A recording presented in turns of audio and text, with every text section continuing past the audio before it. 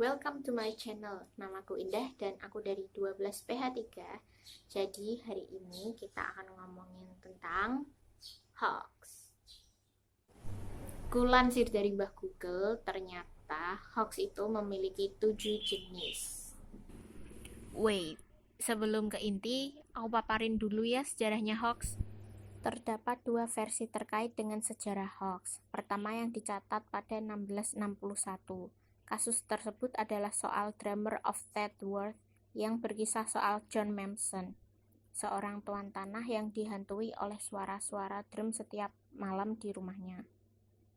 Ia mendapat nasib tersebut setelah ia menuntut William Drury, seorang drummer band Gypsy, dan berhasil memenangkan perkara.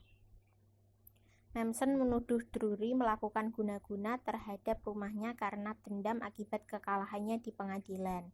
Singkat cerita, seorang penulis bernama Glanville mendengar kisah tersebut. Ia mendatangi rumah tersebut dan mengaku mendengar suara-suara yang sama. Ia kemudian menceritakannya ke dalam 3 buku cerita yang diakunya berasal dari kisah nyata. Kehebohan dan keseraman lokal horror story tersebut berhasil menaikkan penjualan buku Glanville. Namun, buku ketiga Glanville mengakui bahwa suara-suara tersebut hanyalah trik dan apa yang diceritakan adalah bohong belaka.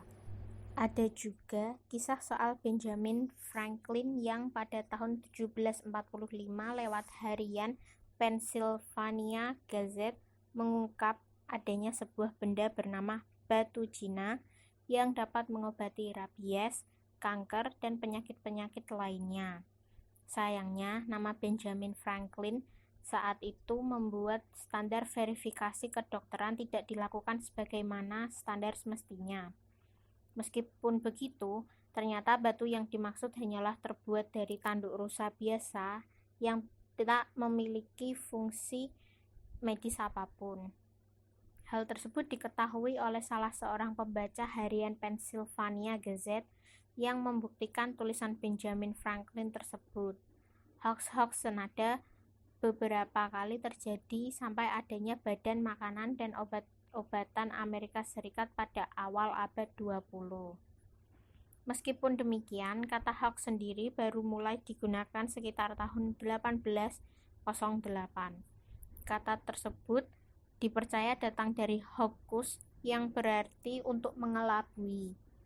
Kata-kata hocus sendiri merupakan penyingkatan dari hocus pocus, semacam mantra yang kerap digunakan dalam pertunjukan sulap saat akan terjadi sebuah punchline dalam pertunjukan mereka di panggung. Adalah jenis-jenis hoax yang aku dapetin dari Mbah Google.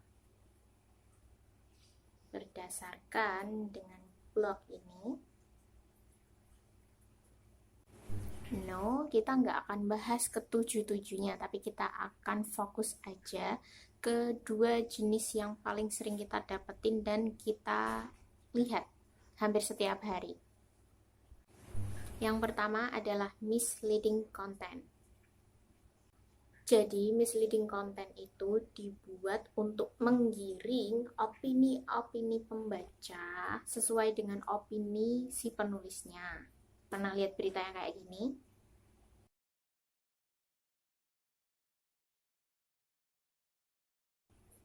Itu termasuk dengan misleading content. Dan yang kedua adalah imposter content, yaitu konten tiruan yang baru-baru ini terjadi kembali dan terulang kembali, yaitu kuota 20 GB. Ini adalah hoax yang jenisnya imposter content. Kenapa hoax? Pertama, tertulis WhatsApp hari jadi ke-9. Hari jadi ke-9 apa dari WhatsApp? Padahal WhatsApp udah lama adanya, ya kan? Sebelum BBM WhatsApp itu udah ada. Dan 20 GB itu didapat dari provider apa kita nggak tahu, itu pun tidak tertulis. Tidak mungkin tiba-tiba WhatsApp ngasih 20 GB cuma-cuma. Dan parahnya mereka mencantumkan alamat website palsu. Kalau kalian adalah netizen yang pintar, kalian pasti akan mencari tahu dulu. Pertama, cari tahu lewat Instagram akunnya WhatsApp. Mereka nggak sama sekali mencantumkan alamat website mereka.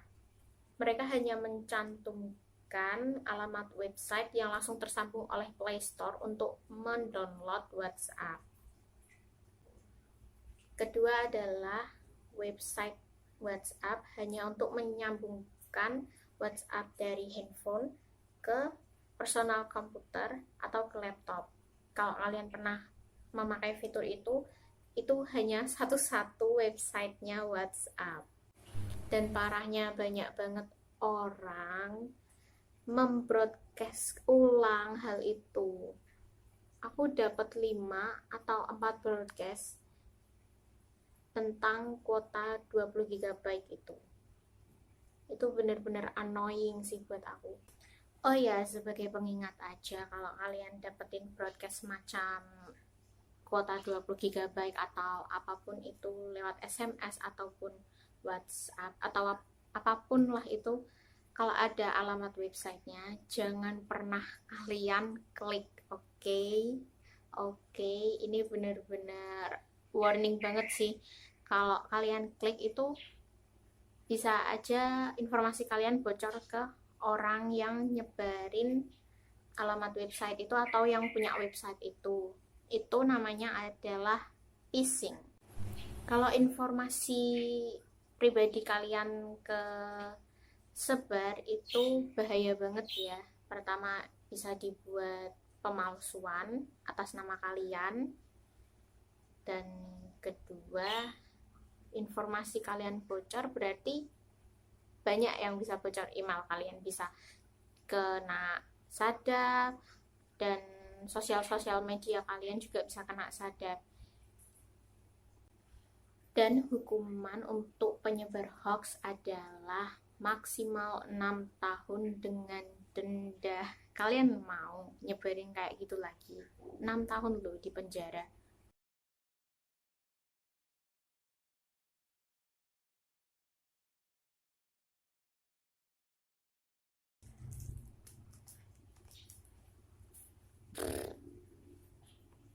Komputer atau laptop, it's blowing my mind. Please, sir. Oh my god. Cuma biasanya kalau enggaknya di penjara itu kan udah berarti apa ya?